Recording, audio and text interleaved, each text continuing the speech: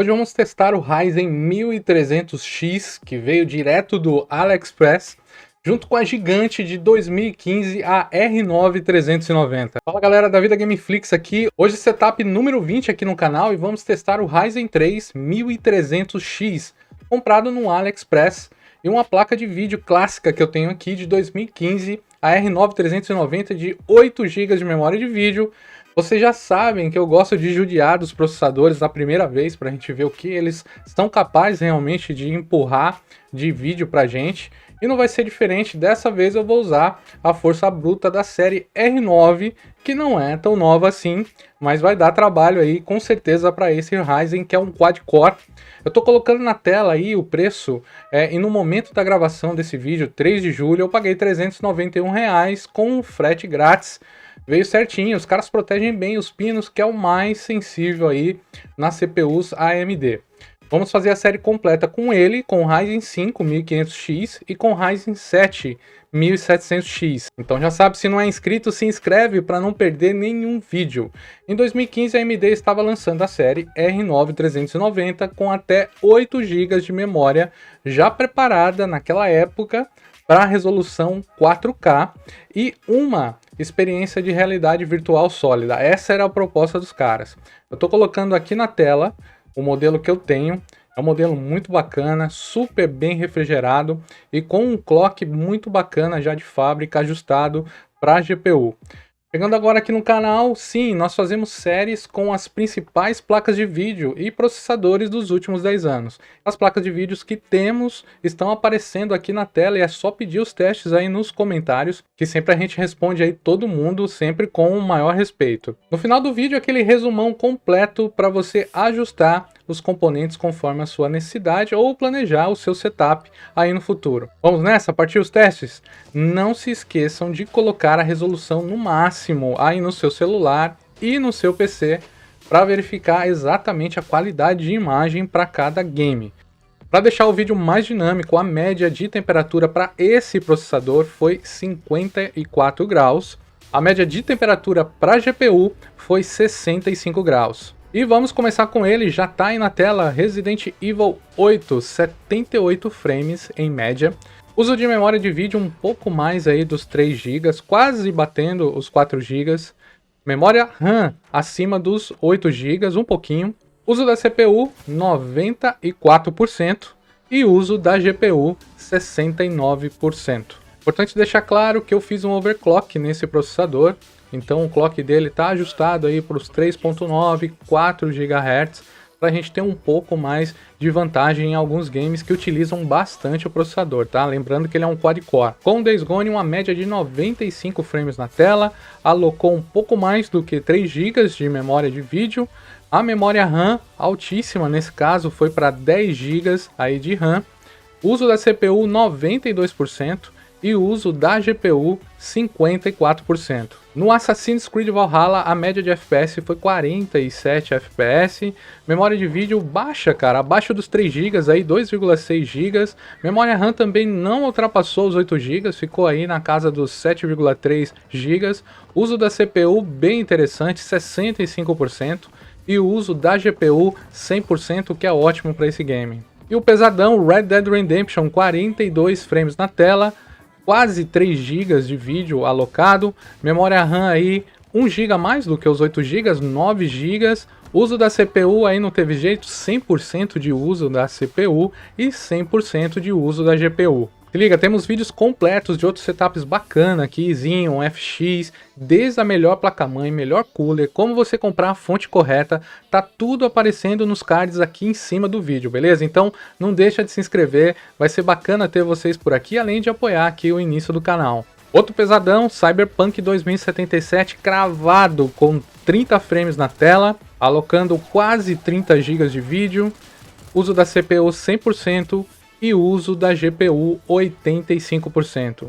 No Outriders, a média de FPS foi 54 frames na tela, alocou pouquíssima memória, 2,5 GB, também não chegou a bater os 8 GB de RAM, o que é ótimo, porém o uso do processador ficou em 100% e o uso da GPU chegou nos 80% apenas. The Division 2, 65 frames em média na tela, alocando quase 4 GB aí de memória, ultrapassou os 8 GB, 9 GB de RAM, uso da CPU 85% e uso da GPU 85%. Horizon Zero Dawn faltando um frame para chegar aos 60, bateu aí 59 frames em média.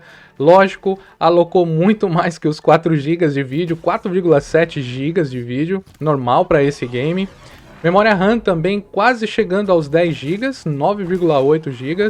Uso da CPU 87% e uso da GPU 99%. Battlefield 5, 91 frames na tela, muito abaixo dos 3 GB de memória de vídeo, apenas 2,2 GB de memória de vídeo. Memória RAM passou um pelinho aí dos 8 GB, 8,1 GB de memória RAM.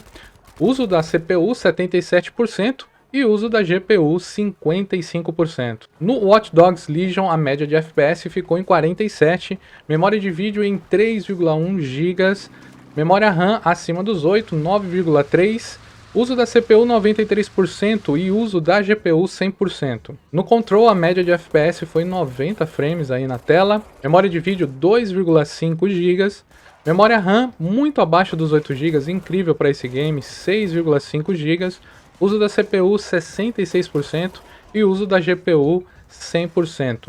No Mafia Definitive Edition a média de FPS foi 64. A memória de vídeo 2,6 apenas, memória RAM também abaixo dos 8 GB, 6 GB de RAM, uso da CPU 92% e uso da GPU 93%. Vamos para o resumão aqui do nosso teste.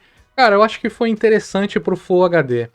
8 games aqui, definitivamente, na prática, todos acima dos 60 FPS, e eu duvido que esse processador consiga entregar 120 frames na tela em qualquer outro jogo. Então, se você está procurando aquele game mais competitivo para estar experimentando esse processador que tem bastante oferta aí no AliExpress, espera um pouco, deixa a gente fazer o teste somente com jogos competitivos para a gente ver qual que vai ser a entrega de frame e se vale a pena a gente usar esse processador para casar ele com um monitor um pouco mais rápido e uma placa de vídeo também um pouco mais rápida, beleza?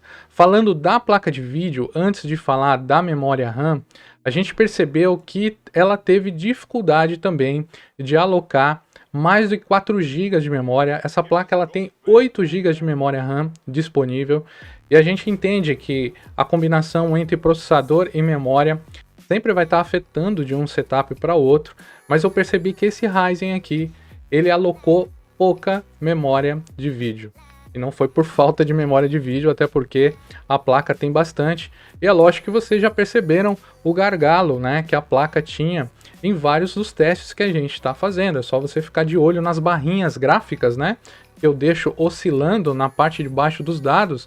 Você vai ver que em vários momentos, em vários games, a placa ficava em 50%, 65%, enchia de novo, ia para 100%, depois baixava novamente, porque o processador ele não estava conseguindo manter a placa de vídeo todo o tempo cheia. Lógico que a gente vai estar testando a R9 390 com um processador mais forte, talvez com um Ryzen 7, para a gente ver todo o potencial dela, mas a mensagem que eu quero passar aqui é que a gente não precisa combinar uma placa de vídeo tão cara para esse processador. É lógico que na série que a gente vai estar fazendo com ele, a gente vai estar procurando a placa de vídeo ideal, um bom preço, um bom custo-benefício para a gente estar combinando com o Ryzen, beleza? Quando a gente fala de memória RAM, foi bem distribuído, né? Eu acho que os games que sempre alocam mais, como Days Gone e Horizon Zero Dawn, fizeram o trabalho deles e continuaram alocando memória. Provavelmente se a gente estivesse jogando aqui o Warzone ou o Cold War, que são os Call of Duty, eles iam alocar os mesmos 10 GB, 12 GB de RAM, de memória RAM que eles sempre alocam.